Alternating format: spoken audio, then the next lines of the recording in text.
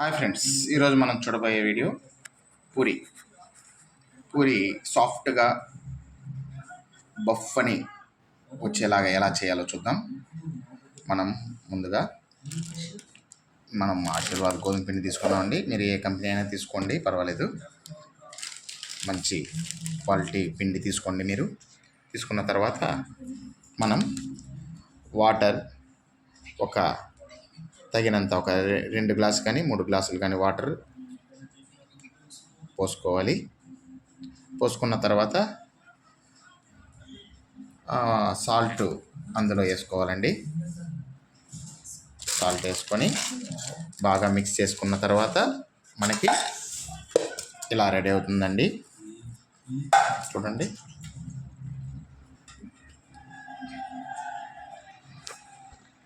మనం బాగా కలుపుకున్న తర్వాత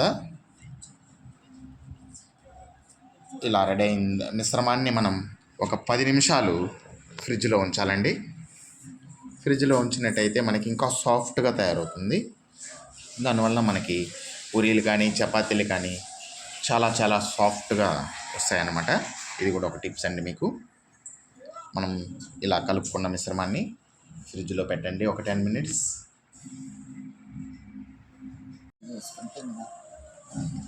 ఇప్పుడు మనం ఇలా రౌండ్గా ఉండలు చేసుకోవాలండి మొత్తాన్ని.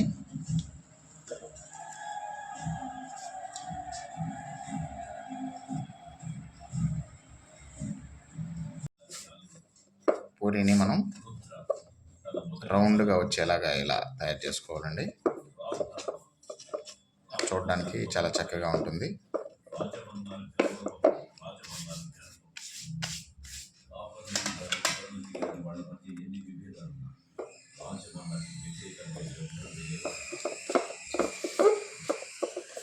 ముందుగా ఒక రవ్వ పిండి వేసుకొని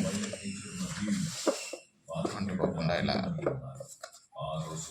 మనం దీన్ని రౌండ్ షేప్లో చేసుకోవాలి.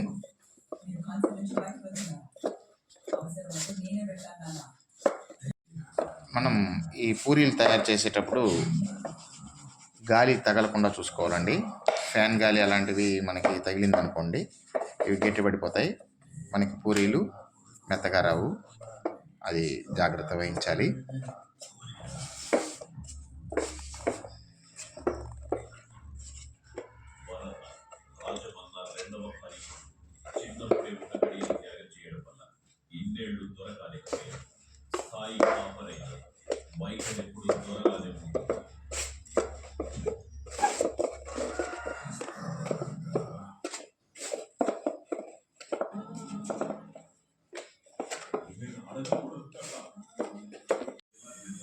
ముందుగా మనం స్టవ్ వెలిగించుకొని ఖాళీ బాణలు పెట్టాం. అందులో చెమ్మ లేకుండా మనం హీట్ చేసుకోవాలి. హీట్ చేసుకున్న తర్వాత ఈ ఆయిల్ని అందులో వేసుకోవాలండి. ఆయిల్ పోసుకున్నాం. ఆయిల్ బాగా హీట్ ఎక్కిన తర్వాత మళ్ళీ మనం రెడీ చేసుకున్నటువంటి ఈ పూరీలు అందులో వేస్తాం. ఆయిల్ ఇంకా కూడా వేసుకోవచ్చండి, ఇంకా వేసుకుంటే కూడా బాగానే ఉంటుంది.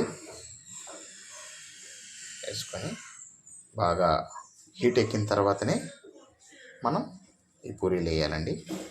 నెక్స్ట్ చూస్తాం. మనం పూరీలు వేసుకునేటటువంటి బౌల్ను కూడా చెమ్మ లేకుండా చూసుకోవాలి.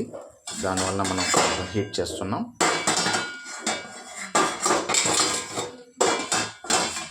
అప్పుడు మనకి నిలవ ఉంటుందండి. శుభ్రంగా హీట్ అయిన తర్వాత తుడుచుకోవాలి. ఆయిల్ బాగా హీట్ ఎక్కిన తర్వాత మనం రెడీ చేసుకున్నటువంటి పూరీని అందులో వేస్తున్నాం. మనం పూరి వేసిన తర్వాత దాన్ని ఈ విధంగా గరిటెతో ఇలా అంటూ ఉండాలండి.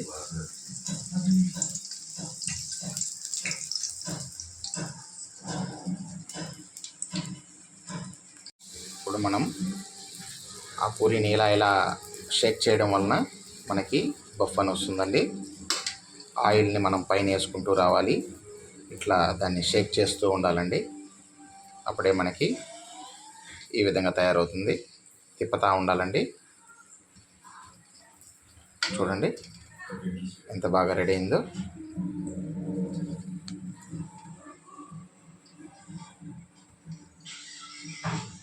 చాలా చక్కగా రెడీ అయింది. ఇలా వడగట్టుకున్న తర్వాత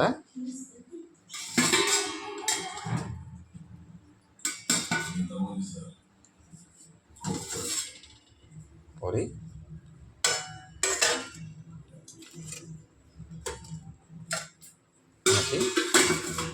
ఈ విధంగా సాఫ్ట్గా చాలా చక్కగా రెడీ అవుతుందండి. మనం మిగిలినటువంటి ఈ పూరీలు మొత్తం ఈ విధంగానే షేక్ చేస్తూ పైన ఆయిల్ వేస్తూ చేసుకోవాలండి. అప్పుడే మనకి ఈ విధంగా బఫ్ అని చాలా చక్కగా లేస్తుందండి. ఇవి ఆయిల్ పైన వేస్తూ ఉండాలన్నది ఇదే టిప్స్ మనకి. మనం ఫ్యాన్ మాత్రం ఎట్టి పరిస్థితుల్లో వేసుకోకూడదు. గాలి తగలకుండా ఉంటే మనకి ఈ విధంగా తయారవుతుందండి.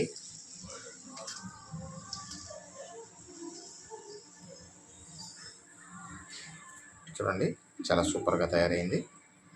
చాలా టేస్టీగా ఉంటుందండి, సాఫ్ట్గా. చూడండి పూరీలు ఎలా బఫ్ అని చాలా చక్కగా వచ్చాయో. దీనికి మనం చెన్నా మసాలా కుర్మా తయారు చేసాం. ఇది నెక్స్ట్ వీడియోలో చూడండి ఎలా ఉంటుందో. ఆ చెన్నా మసాలా కుర్మాకి ఈ పూరికి చాలా చాలా టేస్టీగా ఉంటుంది.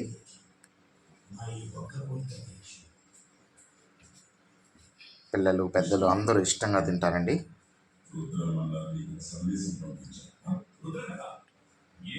ఇవి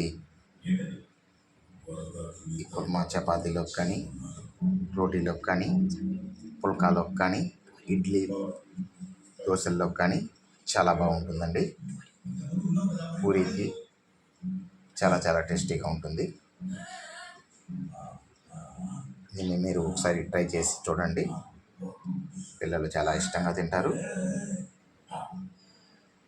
ఇది మీకు నచ్చినట్లయితే ఒకసారి ట్రై చేయండి, షేర్ చేయండి, లైక్ చేయండి, కామెంట్ చేయండి.